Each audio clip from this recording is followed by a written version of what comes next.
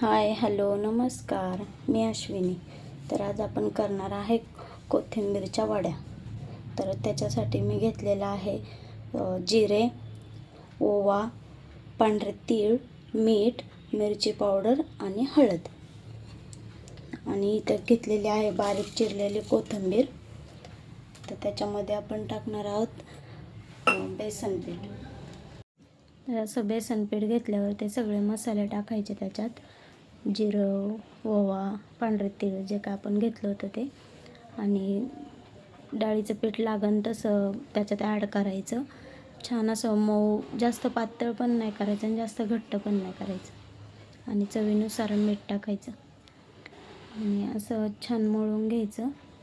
आणि इथं मी इडलीचा कुकर ठेवलेला आहे गरम करायला. मी इडलीच्या कुकरमध्येच ठेवणार आहे ते.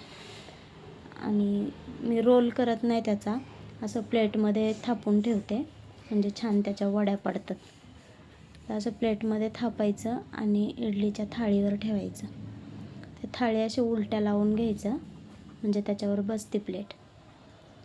तर अशी थाळी लावून घेतली की त्याच्यावरती अजून एक प्लेट बसते. आणि तशी प्लेट ठेवली आणि 15 मिनटं झाकून ठेवलं. आणि 15 मिनटांनी छान अशा घट्ट छान असं शिजून तयार झालं होतं ते. मग घेतलं खाली आणि घेतलं कट करायला. आणि असं प्लेटमध्ये छान वड्या पाडून घेतल्या. मस्त अशा चिक्कीसारख्या चौकोनी अशा वड्या निघाल्या होत्या. सगळ्या वड्या एकदम परफेक्ट निघाल्या होत्या. तसंच दुसऱ्या प्लेटचंही कट करून घेतलं आणि ते सुद्धा तसंच सुरीने गोल फिरवून काढलं. मग असं भाकरी केलेल्या तव्यामध्ये तेल घातलं आणि छान अशा एक एक वड्या सोडल्या तेलामध्ये.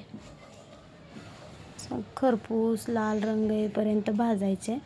असा खरपूस लाल रंग झाला की मग सगळ्या पलटी मारून घ्यायच्या.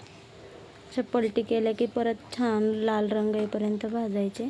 झाल्या वड्या. धन्यवाद.